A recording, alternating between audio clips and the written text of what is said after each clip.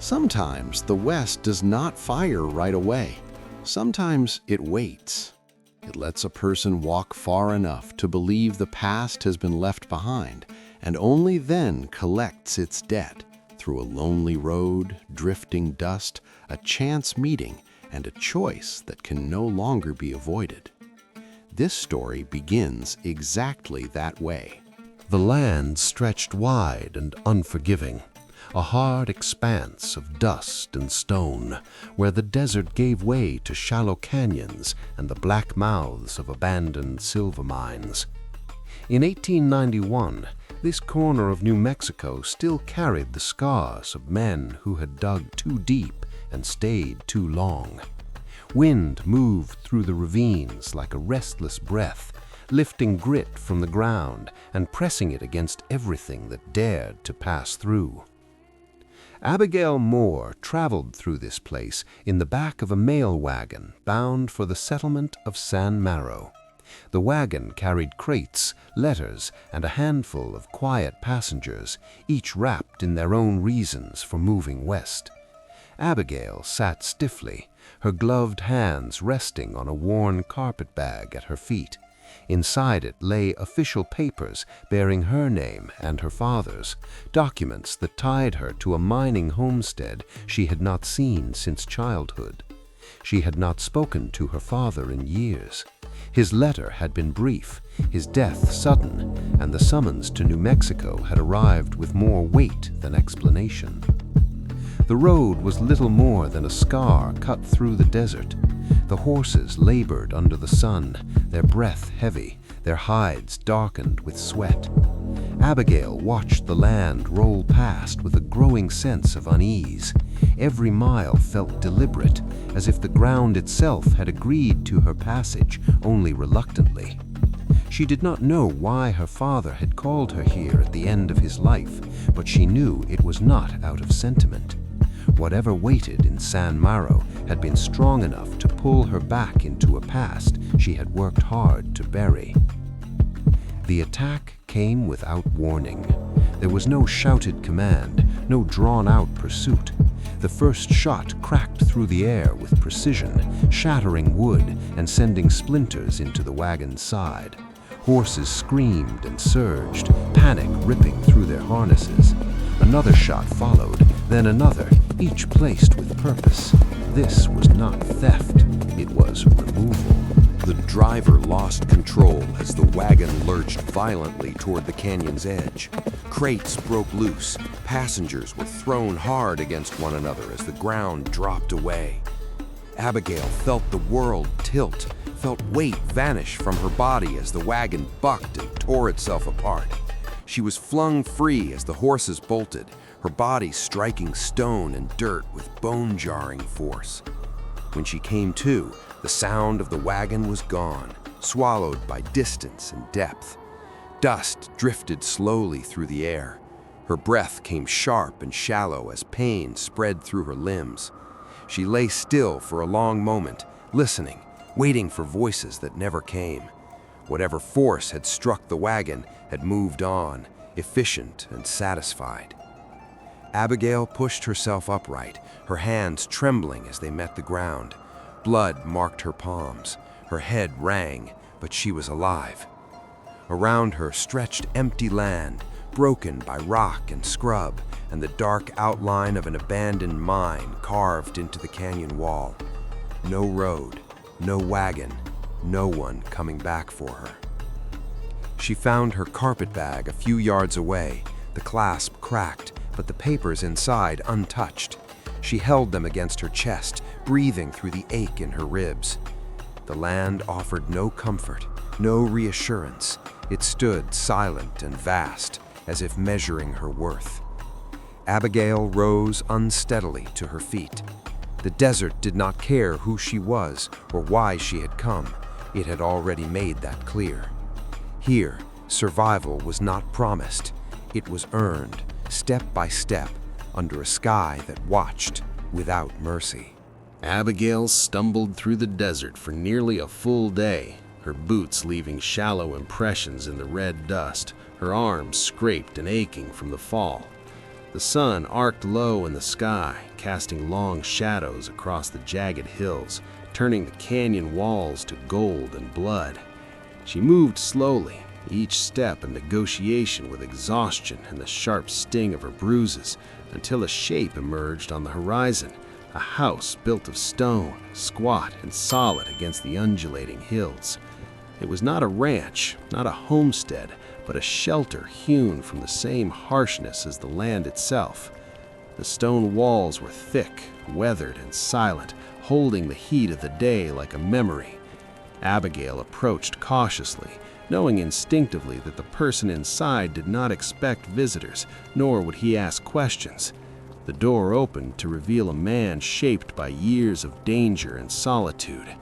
Nathan Hale had once tracked men for money and vengeance, a hunter of faces and names, but wounds and ghosts had driven him to this quiet refuge. The weight of his past was etched into the lines of his face, the tightness of his shoulders, and the methodical way he moved through the space, each gesture deliberate, each object in its place. The interior was spare, a reflection of its inhabitant. A hearth, stone floors, a single bed, and the faint scent of pine and smoke. Abigail sank to the floor, her body surrendering to exhaustion, the sharp ache in her ribs a constant reminder of the violence she had narrowly escaped. Nathan watched her without expectation or judgment, his presence calm and steady, a quiet force that allowed her to feel the strange comfort of being seen without being questioned. He recognized not weakness, but the problem she carried, the danger that would follow her if left unchecked. Hours passed in silence. Abigail gathered fragments of herself, brushing the dirt and dust from her clothing, clutching the papers that had brought her to this land. Outside, the wind whispered across the hills, carrying with it the faint echo of distant movement. Nathan moved with the efficiency of a man used to anticipating threat.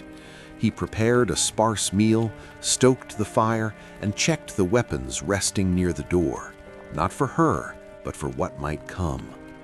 Abigail understood that the world outside this stone refuge remained unyielding, that safety was temporary and fragile, a pause between storms. As night settled, shadows stretched long across the walls, and the desert exhaled its cold into the room. Abigail felt the quiet pressure of the land, the way it demanded awareness and respect. Nathan's presence offered guidance, but no guarantees. He intended to help her reach San-Marrow, to close the chapter their paths had crossed, but he did not pretend that crossing the hills ahead would be simple or safe. Beyond the hills, the threat she had fled continued its silent approach, a reminder that her flight had only delayed what was coming. The stone house stood firm, a momentary sanctuary, but the desert outside never rested, and neither did the dangers it held. The wind carried whispers across the hills, stirring the dust into faint spirals that marked the paths of those who pursued Abigail. Her past had found them faster than she could have imagined.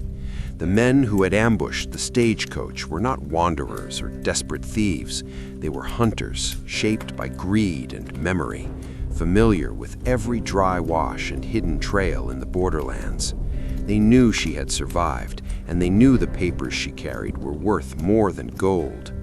The land itself had long been a battlefield for silver veins and abandoned claims, and her inheritance was the key that could unlock old rivalries and grudges buried beneath the desert sun. Nathan moved through the stone house with a precision Abigail had not yet witnessed. His hands measured angles, his eyes scanned each ridge and shadow. He reinforced the doors, stacked stones along vulnerable windows, and checked the weapons with the calm of a man who had once made a living surviving men like those now tracking her. It was no longer about money, no longer about old scores, no longer about law. It was about stopping the encroaching threat before it reached the door he had chosen to guard. Abigail watched him, seeing not the quiet recluse she had first met, but the hunter who had once chased men across the territory, the man who understood danger as an old language. The house itself seemed to breathe under his hands, becoming more than stone and mortar, a fortress shaped by experience and instinct. Abigail moved among the shadows of the walls, learning how the silence between them could be heavier than the sound of gunfire. She followed him instinctively as he surveyed the perimeter, placed makeshift barriers, and tested the line of sight from every window. Each motion, each calculation revealed who Nathan had been and why the past refused to stay buried. He did not speak of it. He did not need to. She understood by watching, by feeling the tension in his body, by recognizing the care he took in preparing a space for her that could withstand what was coming. Between them, an unspoken bond grew, not of trust, but of shared understanding. Abigail realized that the danger outside made them allies by necessity, binding them in a silence heavier than words. Each knew what was at stake. She carried the key to a claim that could ignite old rivalries, and he had the experience to protect what mattered for as long as he could. The connection was raw and simple, built on survival and shared vigilance, a recognition that fleeing would mean losing more than life. It would mean leaving behind what mattered most. As the shadows lengthened across the stone floors and the first stars appeared above the desert ridges, Abigail felt the truth of it. Some people could not forget, and some threats would not rest. Here, in the quiet between dust and stone, they prepared to meet both. The confrontation left Nathan with a deep wound across his side, blood seeping into the dust-streaked shirt, staining the stone floors of the cabin. The attack had been repelled, but the victory was temporary, fragile, and costly. Abigail moved carefully, tending to him with hands steadier than she felt, watching as the weight of his pain pressed into the room like the oppressive desert heat outside. The silence between them carried the knowledge that this was only the beginning. The hunters who pursued her were not merely interested in the land, they were after a reckoning, a debt left unpaid by her father. Abigail revealed the truth of the documents she carried. Her father had been more than a... The confrontation left Nathan with a deep wound across his side, blood seeping into the dust-streaked shirt, staining the stone floors of the cabin. The attack had been repelled, but the victory was temporary, fragile, and costly. Abigail moved carefully, tending to him with hands steadier than she felt, watching as the weight of his pain pressed into the room like the oppressive desert heat outside. The silence between them carried the knowledge that this was only the beginning. The hunters who pursued her were not merely interested in the land, they were after a reckoning, a debt left unpaid by her father. Abigail revealed the truth of the documents she carried. Her father had been more than a miner. He had been a man who refused to sell the land to powerful interests, a man whose integrity had cost him his life. The silver veins running beneath the hills had been coveted by men willing to kill for control, and the claim he left her was a spark that could ignite old grudges long buried. Now the burden of his choices rested on her shoulders, and with it came the weight of expectation, of survival, of legacy. Nathan realized that sending her to San-Marrow alone was no longer an option. The distance between the stone house and the town was perilous, each mile a corridor through which those who sought to claim her inheritance could strike. He could not rely on luck, nor could he afford delay. Despite the pain tearing through his body, he prepared for the journey ahead, understanding that his own survival mattered less than ensuring Abigail reached the town safely. Every movement, every step was measured with the care of a man who had learned that failure came at a high price. Abigail began to sense the transformation within herself. She was no longer merely a recipient of her father's legacy, a woman defined by documents and distant names. She had become someone who had to make a choice, to flee further into the desert, to let fear dictate the path she walked, or to stand, to claim the land and the name she had inherited, and to face the dangers that came with it. The weight of the silver, of the family history, of the enemies chasing her, all pressed into her, shaping her resolve. As Nathan leaned against the rough-hewn wall, gripping his wound, Abigail understood that this journey would not be about reaching a destination alone. It was about the price of a name, the inheritance of courage and consequence, and the realization that some deaths, paid in blood and time, could only be honored by confronting them head-on. The desert outside seemed to hold its breath, waiting to see which choice she would make, and for the first time, Abigail felt that the story of her father, and now her own, was not something she could run from. The streets of San-Marrow greeted them with a quiet suspicion, the heat of the afternoon sun casting long shadows across the dusty wooden storefronts. The town moved at a measured pace, its citizens eyeing strangers and travelers with a practiced wariness. Abigail and Nathan entered under the weight of unspoken expectations, carrying the tension of the desert and the threat that had pursued them. The law here existed in name, a thin veneer over the true power that whispered in saloons, offices, and back rooms. Every glance, every sideways stare suggested an awareness that something had arrived that might disrupt the fragile balance of influence. Nathan's past followed him through the streets like a shadow. Men and women who remembered the hunts, the bounties, and the cold efficiency of his decisions paused to watch, their memories of him carrying both respect and resentment. Abigail observed this quietly, seeing for the first time the way authority could be commanded without a badge, without formal power. Nathan's presence alone altered the subtle currents of the town. It was not the draw of a gun, but the undeniable certainty of a man who would not back down. In this, Abigail understood the true form of strength. The documents she carried, once just paper, now became a catalyst. The town, its officials, and those with vested interests all registered the inheritance and the legitimacy it represented. Men who had once thought they could claim the silver veins or manipulate the land for their own gain paused to reconsider. Abigail felt the weight of her father's decisions settle fully upon her. The paper in her hands carried not only property, but authority, and the respect it commanded in San-Marrow was immediate and visible. Nathan guided her through this delicate web of attention and old grudges, understanding which faces were allies and which were merely patient observers.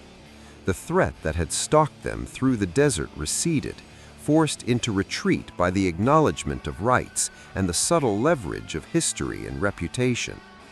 Yet the victory was fragile.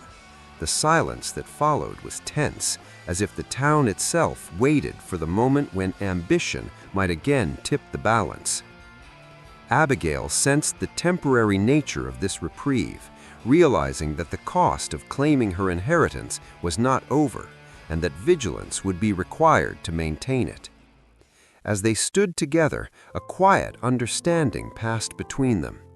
Abigail had reached the town, the place where her father's legacy could be recognized and preserved, but the streets themselves seemed to watch, knowing that power and danger often walked hand in hand. She had inherited more than land. She had inherited responsibility, the attention of those who would test her, and the resolve to stand. Nathan's presence made her stronger, but the certainty of the road ahead, of challenges yet unseen, reminded her that survival was measured not just in reaching a place, but in commanding it once there. Abigail stood at the edge of her father's property, the sun dipping low over the jagged hills and casting long shadows across the desert floor. The land stretched out, a patchwork of rugged hills, dusty washes, and the skeletal remains of old silver mines. She traced the outlines of the house with her eyes, noticing the crumbling stone walls, the weathered roof, and the faded signs of neglect. Each stone, each timber, carried the weight of years of abandonment, but beneath it all, she could sense the stubborn heartbeat of the land, waiting for hands willing to care for it, willing to breathe life back into it.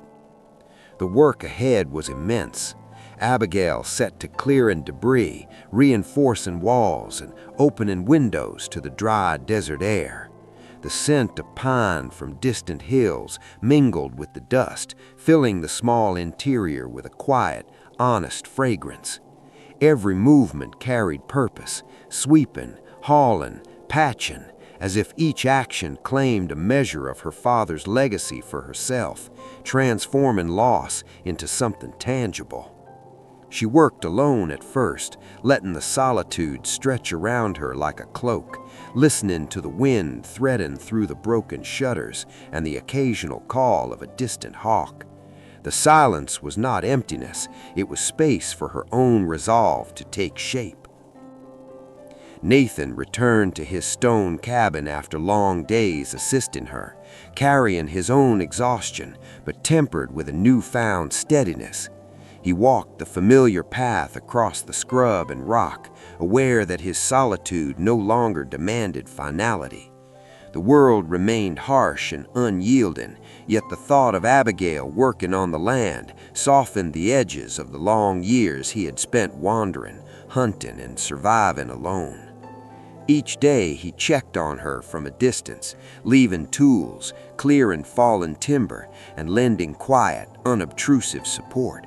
He did not interfere, nor did she expect him to, but his presence became a subtle anchor, a quiet acknowledgement that some bonds are built not in words, but in shared endurance.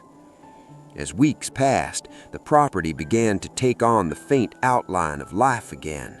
Windows reflected the golden light of the desert sun, the roof now solid against wind and rain, and the garden plots gradually shaped into orderly rows, promising a harvest yet to come. Abigail moved among it all with careful attention, planting, repairing, and imagining the long-term rhythm of seasons she had never had a chance to inhabit. Each decision, each correction of a crooked board or fallen stone was a conversation with the past, a reclamation of something that had been denied to her. The land demanded respect, demanded persistence, and Abigail found herself growing into that requirement with every sunburned arm and calloused hand. In the evenings, the two of them shared brief moments at the edge of the work, standing side by side as the horizon blazed in oranges and purples. Words were rare, unnecessary. The work itself spoke of care, of trust, and of the acknowledgement that both had survived storms, literal and figurative, to arrive at this fragile balance. Nathan's eyes, usually cautious and distant, softened as he observed her from across the yard, the respect in his gaze as clear as any declaration. Abigail understood the language of actions now. She saw it in the way he stacked firewood with precision, the way he left the horses in the corral, and the small gestures of attention that quietly ensured her safety and comfort. The desert remained vast and indifferent, the canyons and mesas as jagged as ever, and yet there was a sense of quiet settlement in the air. Danger had not vanished, nor had history erased its claim, but for the first time, Abigail felt she could meet it on her own terms. She had a place to stand, walls to shelter her, and the knowledge that someone else who had known life's harsh lessons was there when necessary, not as a savior, but as a companion in endurance. The West, as relentless as ever, now offered her a measure of certainty, a foothold in its endless expanse. Night fell over the property, cool and still, the stars unfolding above in a blanket of quiet brilliance. Abigail moved through the rooms of the house she was reclaiming, touching the walls and furniture with deliberate reverence, aware that she was not merely restoring a structure, but shaping a home.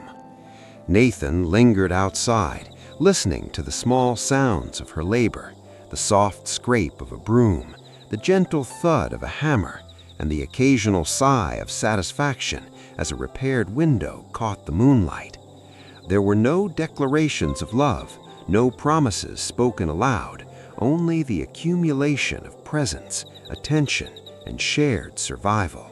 By the time the desert had surrendered its last warmth and the moon climbed high, the house stood stronger than it had in decades. Abigail sat on the threshold, watching the pale light trace the contours of the land. Every stone, every board, every sweep of dust reclaimed from neglect testified to her determination. The West remained dangerous, but it no longer seemed empty. She had survived, she had rebuilt, and she had chosen to remain. The solitude that had defined her journey was no longer complete. It had softened into a partnership, unspoken but unmistakable, grounded in shared labor and mutual respect. The final quiet of the night held a promise, not of victory over enemies, but of constancy and presence. Abigail had found more than land. She had found a place to endure, a place to belong, and a rhythm of life shaped by the desert's demands and her own resolve. Nathan, observing from a distance, carried the satisfaction of knowing that solitude no longer demanded absolutes. Between them existed no spoken contracts, no guarantees, only the deliberate choice to remain, to act, and to witness one another's persistence. In the West, where life had once forced them to flee, they now discovered the rare and fragile foundation of home.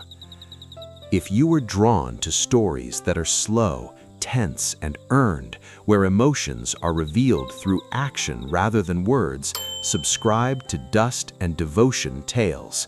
Here, the West speaks quietly, but forever. This story is about Abigail Moore, a woman who inherits her father's mining estate in New Mexico and, facing pursuit and danger, finds safety, resilience, and a sense of home through the land and the quiet companionship of Nathan Hale.